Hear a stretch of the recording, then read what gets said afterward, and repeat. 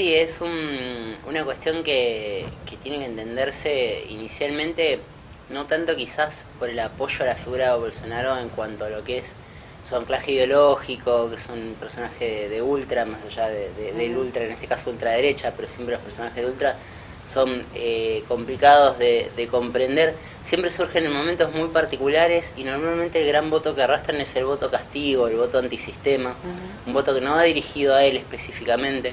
Yo estaba comentando en otros espacios que no se debe interpretar que casi el 50% de Brasil sea de ultraderecha, claro, sino que en realidad lo que hay que analizar y cribar ahí es que sí, existe evidentemente un voto de una parte de la sociedad que es minoritaria, que puede coincidir con los postulados de Bolsonaro, pero también existe una gran parte de la sociedad que necesitaba acudir a las urnas para votar algo que no tenga que ver ni con los episodios de corrupción que se desnudaron a partir de Lava Jato, ni digamos con las malas decisiones económicas, si se quieren, de los últimos gobiernos. No hay que olvidarse que Brasil viene en un estancamiento económico desde el año 2012, entonces viene con años que alterna crecimiento y decrecimiento del PBI, una economía bastante lenta para reactivar, obviamente todas las consecuencias que eso genera a nivel social, sumado a todo el desprestigio que se generó tanto en la clase política como en el establishment brasileño por Lava Jato, porque no hay que olvidar que lo que es el candidato del establishment brasileño, que era Alckmin, tuvo una pésima elección. Sí, por eso también te iba a consultar, porque decías, esto es un voto anti, no pro Bolsonaro, sino anti, pero da la sensación que ese anti es antipolítica establecida, porque ninguno de los otros partidos logró capitalizar. Así es, y se nota mucho más en lo que es la elección presidencial, que siempre tiene un corte personalista, y no tanto en lo que es las dos cámaras del Congreso, donde en diputados sí ganó el PT por muy poca diferencia, 6 bancas nomás, arriba del partido Bolsonaro, y el Senado, que ganó el partido de Michel Temer, del actual presidente,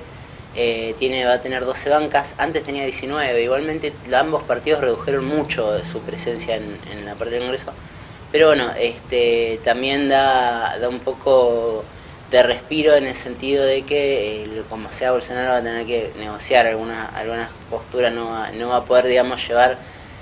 quizás lo más extremo de sus ideas a la práctica. Es lo que mencionamos aquí, no tiene la mayoría automática en ninguna de las dos cámaras como para poder gobernar con soltura. Exactamente, habrá que ver de todas maneras la plataforma del partido Bolsonaro. Bueno, igual aún falta la segunda vuelta. Está difícil de revertir en el sentido de que solo necesita 4 puntos más Bolsonaro para alcanzar la mayoría absoluta, que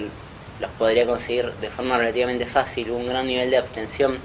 en las elecciones de este domingo pasado, y esto nos dice que si ese 20% aproximadamente del Brasil que no concurrió a las urnas no lo hizo por hartazgo, por una forma de castigo, y ahora concurre, daría a entender que también va a votar por Bolsonaro.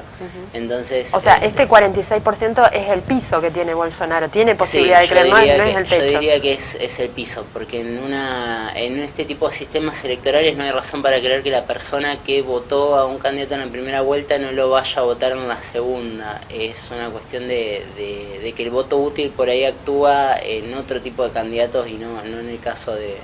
Bolsonaro. Haddad de todas maneras va a tener el 12% de apoyo que obtuvo el candidato de la izquierda, Ciro Gómez, y bueno, va a también quizás tener algunos otros votos de centro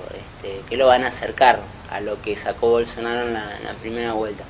Hay que esperar y ver. O sea, Haddad va a poder capitalizar estos porcentajes que vienen de los sectores de Temer. De Temer no sabría decirte todo, pero el de Ciro Gómez, que es un candidato de la izquierda clásica brasileña, seguro que sí, no hay razón para creer que el votante de Gómez vaya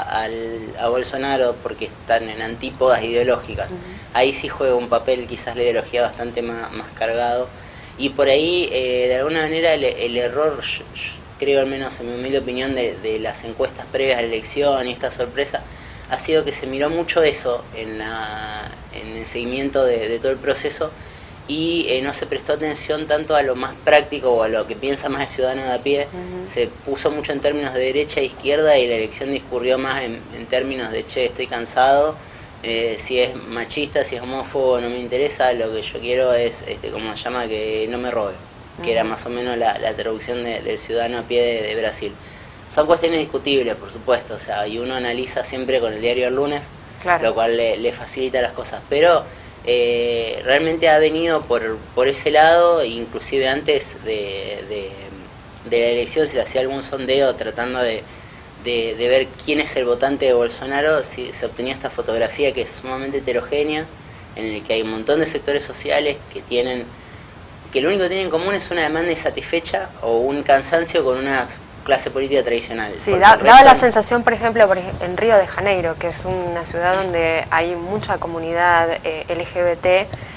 daba la sensación de que allí era imposible que Bolsonaro se impusiera por un porcentaje como el que se impuso, y bueno, y las movilizaciones estas masivas que hubo de mujeres también en contra de Bolsonaro, que después en las urnas no se tradujeron. Hay un voto clave ahí en Bolsonaro, que es un piso interesante que él ya tenía de entrada, que es el voto evangelista. Aproximadamente, si no me equivoco, un 20% del padrón electoral de Brasil. Ahí eso es un voto muy fuerte y una cantidad que ya se sabía de entrada que no iba a acompañar al candidato del PT, primero porque en su momento acompañaron a Lula, pero después de alguna manera fueron soltando el acompañamiento ese a partir de las políticas más progresistas del Partido de los Trabajadores. Y bueno, y Haddad justamente representa un ala más bien laica y mucho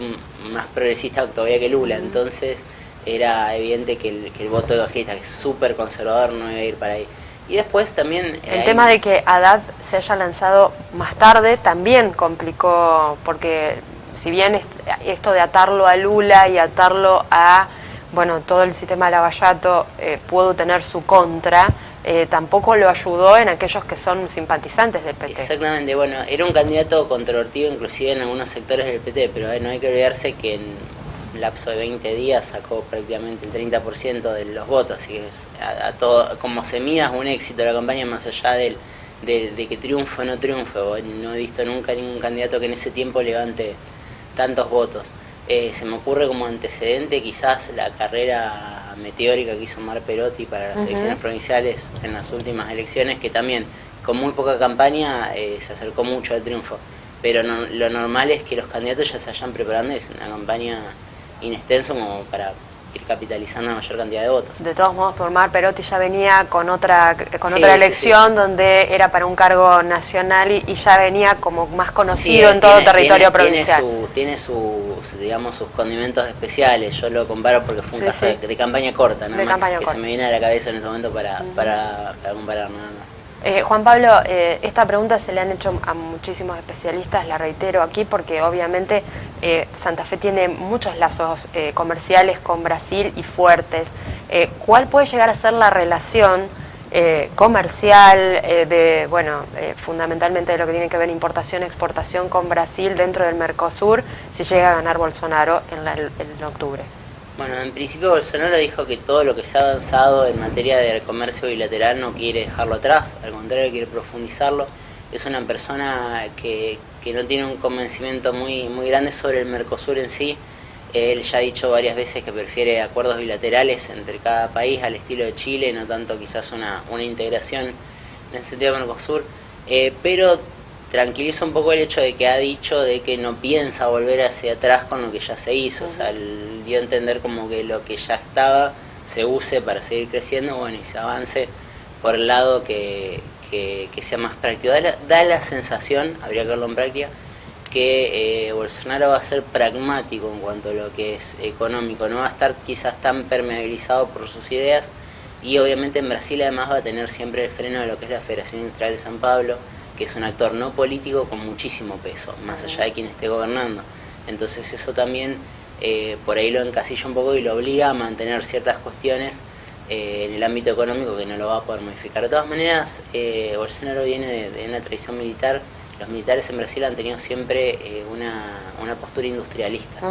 por lo cual digamos, sería esperable que pongan acento en ese desarrollo. Como vos decías, toda la Argentina, especialmente nuestra región, está muy ligada al Brasil, así que cualquier crecimiento, impulso que tenga el Brasil va a ser bueno para nosotros. Digamos, estos antecedentes militares de Bolsonaro también pueden implicar en un avance sobre las mismas calles de las distintas ciudades de Brasil en cuanto a la política de seguridad interna. Es probable, de todas maneras Brasil es un país que ya está con un nivel bastante avanzado de avance militar sobre lo que es la seguridad interna. Es un debate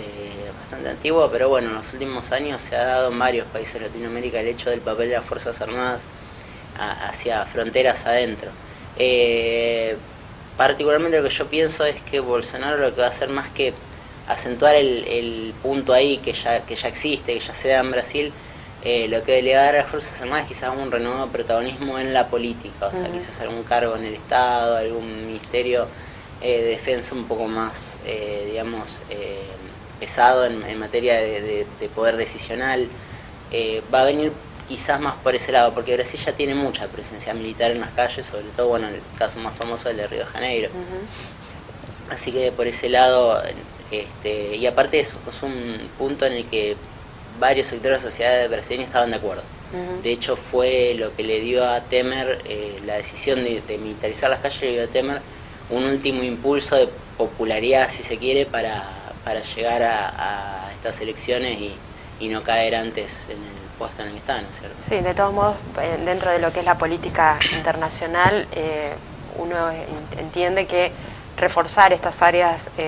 por ejemplo, de seguridad exterior, también con personal militarizado,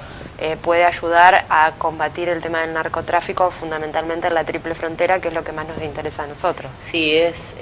digamos, un tema muy especial porque siempre tiene un grado de controversia bastante elevado la lucha contra el narcotráfico, en un sentido de que, primero, las posturas que se dan al respecto, o las opciones o los tipos de acciones que se dan, no han dado siempre el mismo resultado en cada lugar donde se han aplicado, depende mucho del contexto, y además porque intervienen muchos actores de poder que implícitamente están involucrados y no quieren que se avance sobre el tema. Hay que ver, por ejemplo, el caso de Uruguay, sin ir más lejos, cuando se legaliza la marihuana, los bancos le cierran las cuentas a las farmacias que las venden, porque los bancos son los grandes ganadores del dinero que se lava en el sistema financiero producto del narcotráfico. Entonces,